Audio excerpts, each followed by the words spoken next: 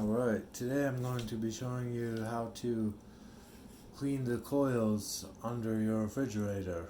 A lot of hair, dust, animal hair can block those coils and keep your refrigerator from running as efficiently as it can be.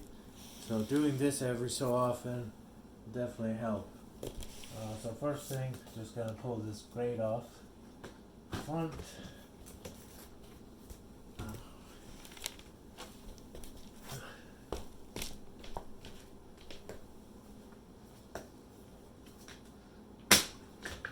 That just snap out of there, and I can already see that there's quite a bit of hair just at the front. So all we have to do,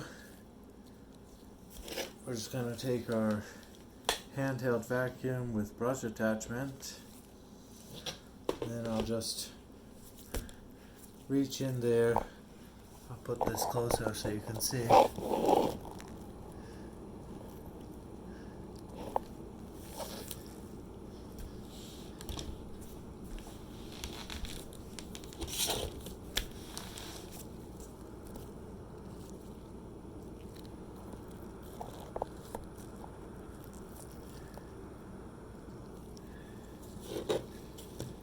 Alright, and we're just gonna stick the vacuum in there. And vacuum those coils out.